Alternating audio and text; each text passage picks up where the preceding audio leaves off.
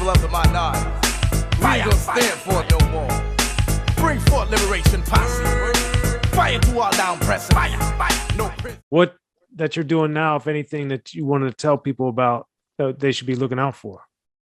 Well, what I've been involved with now is I know I'm a little late in the game, but my main thing right now is creating samples.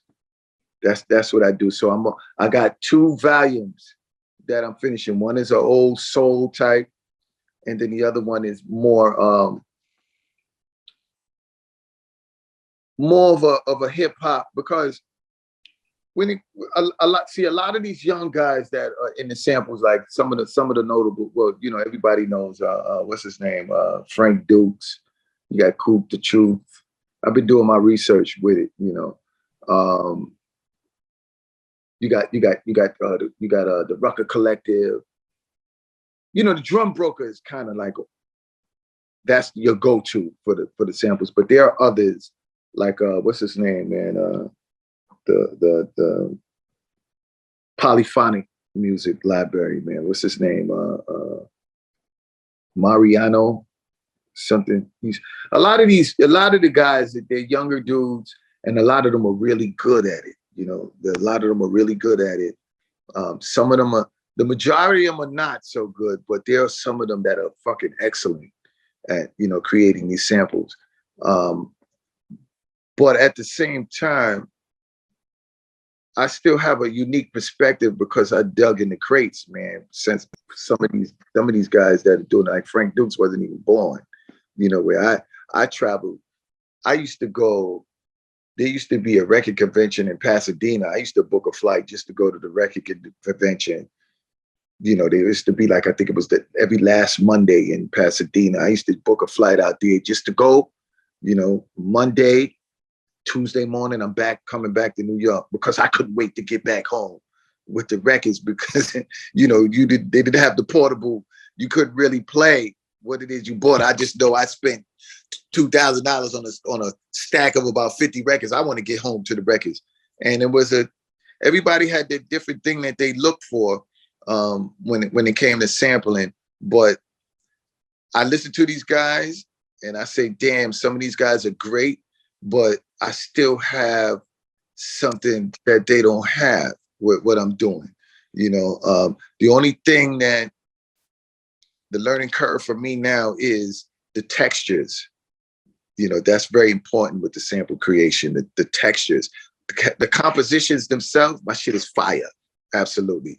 But now I'm learning the different plugins, the different analog gear that you got to buy, you know, running through this, running through that to get those textures, because it needs to sound a certain way, you know, for you to get customers. And the reason why I started doing this is because I make beats, but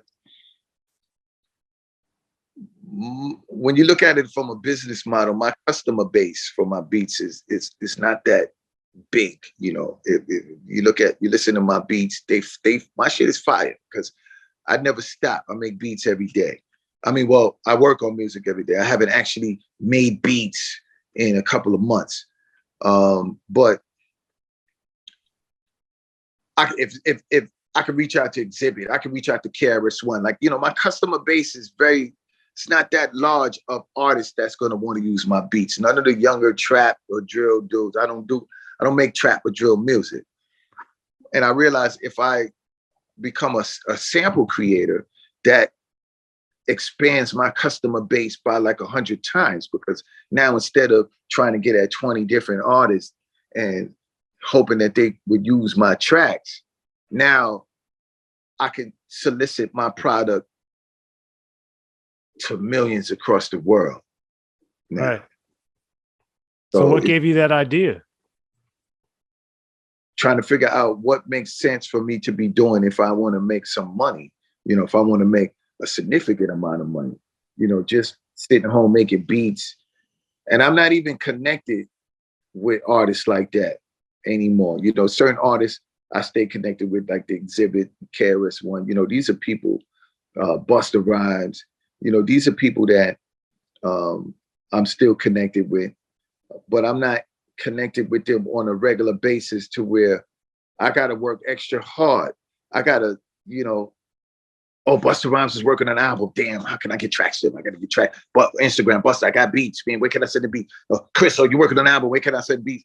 That's too much, man. I did that for so many years, I did that for so many years.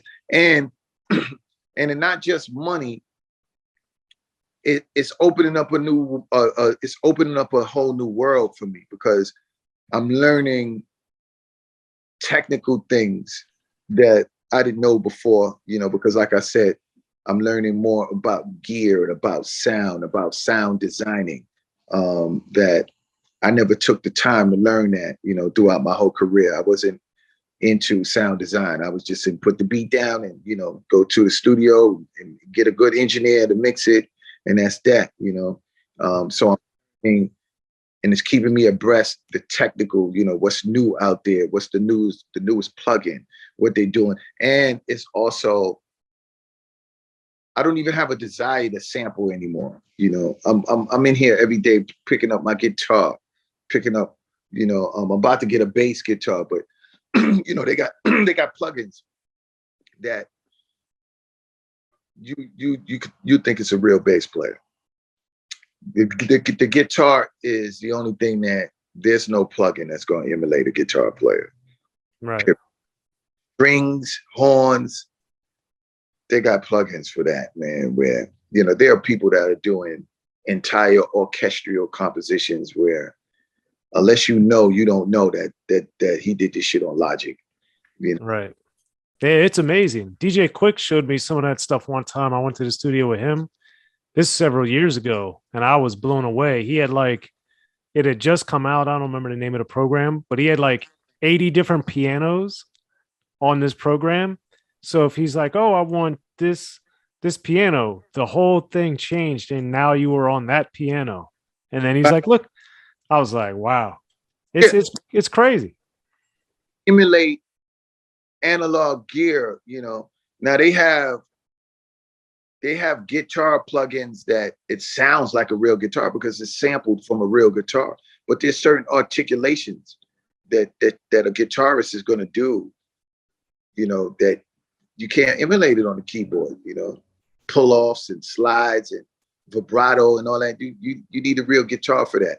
So it's helping me get better on the guitar. I'm not the greatest guitar player, but it's good enough for these samples, and then I'm learning more about how to record guitars. It has me going to road buying pedals, to get that analog sound. So I'm learning a lot more about music and the sound of music than I did in all my years of just making beats, and just being a producer. So that's, and I'm passionate about it, because I know I can do a lot. I know I have a lot to offer. I know I have a perspective, because like I said, a lot of these these guys that are making samples, they never really dug in the crates. They never dug in the crates, and a lot of them too, right? They make great samples, but then they don't know how to use them. Yeah, well, like that's production and beat making, not the same thing. Exactly. They're great producers. They know how to, Yeah, well, think about it. That's what Step in the World was. You made the beat, but then you wanted to produce it. And that's that step that a lot of people don't get. There's another, he's based out in Switzerland. His name is Al Hug. And he has a company called Minter Foundry. And he makes some excellent samples. And, he does all live instrumentation, live vibes. And then I learn a lot from watching his videos, the techniques that he uses. And it's great, man. He's great. But he did one video where he made a beautiful sample. Like, I was like, damn, if I was digging and I heard that on the record, I would want to sample it. And he sampled it and made a beat, and it was fucking terrible. So I'm like, yo, these guys, but I'm, like you said, how can you blame them? It's something that, you see videos on YouTube, it says how to sample like Kanye in 15 minutes. And I say, yeah, you teaching people how to sample in 15 minutes, how to sample. It's a high school student teaching kids how to sample the way Kanye was sampling when he was in high school. You know, it's like it still takes years. It takes years, you know. And then I'm also working on a CD called The Chop Chef, you know, where I'm just chopping. That's another part that I enjoy with the sample. That's the only thing that I really been doing lately. I stopped with my sample creation to let me chop this record, like something to come to my mind, like, oh, I might be in my car and I might hear an old Chaka Khan song. And I say, you know what, let me go home and chop that. Because I enjoy taking a record like, I was going to put it on Instagram too, but I chopped Fire and Desire by Rick James, right? And I enjoy taking a record that's a ballad like that and chopping it to where you get the stink face, like you're like, that shit is mean. God damn, how did he do that? You know, and you know, that's something I enjoy. There's a few cats that are really, really good at it. For a while, you know, there was only a few, like, you know, you got to give it up. I give it up to Just Blaze. Always give it up to Premier for chopping. Easy Mo B too. Easy Mo B does his thing. Minnesota is nice with it. But there's two guys, man. One name is his name is Tall Homie Vita. He's on Instagram. Tall Homie Vita, DJ Vitamin. And then there's another younger dude out of California. His name is Soundtrack. Them dudes they dope. You know what I'm saying? They could give me a run for the money, even though I still feel like I'm the master. You know what I'm saying? And I got the #1 chop in hip hop history to prove it. You know what I'm saying? The #1 chop, Step Into a World. That's the #1. That's the #1 chop. You know what I'm saying? The only thing that comes close is Just Blaze. In my opinion, Just Blaze. What he did for Jay-Z, the Rick James chop. Okay. Crazy. But it still ain't fucking with Step Into a World. Well, there it is. Well, Jesse West, man, we really appreciate you coming through to Unique Access, man.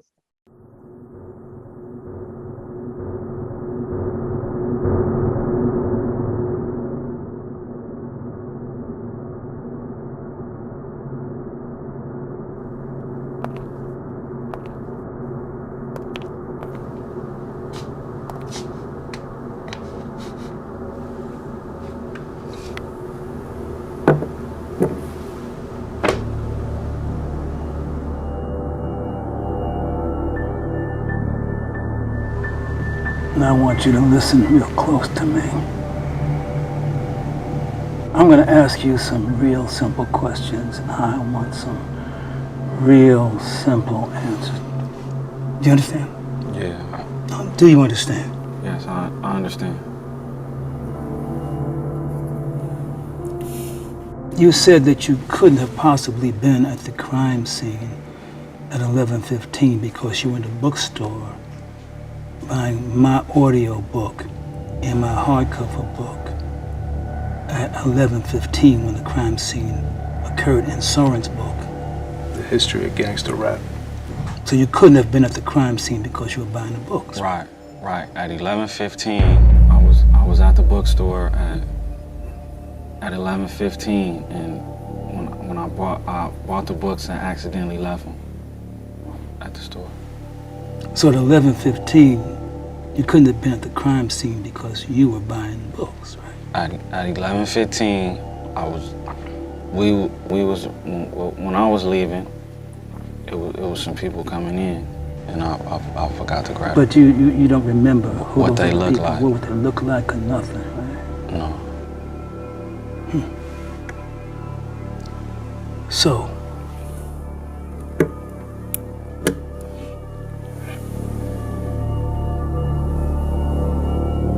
at 12:15, you in the bookstore buying my audio book and hardcover book and Soren's book at 12:15. So you couldn't have been at the scene because you were buying the books, right? Yeah, at 12, exactly, at 12:15 exactly, I was at the bookstore.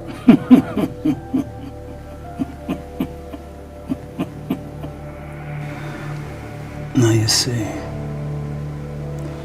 You know you done fucked up. What you No, mean? first you said you were at the bookstore at 11:15, and then you said it was 12:15. You know you done fucked up, man.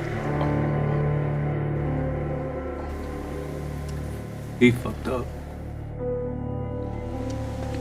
Yeah, he fucked up. He fucked up. Man, you confusing me, man. So, you get my book, my audio book, 40 years, and Soren's book, History of Gangster Rap, and if you don't, you know you done fucked up, right? Man, the more those cops ask me questions, the more I wish I bought them motherfucking books.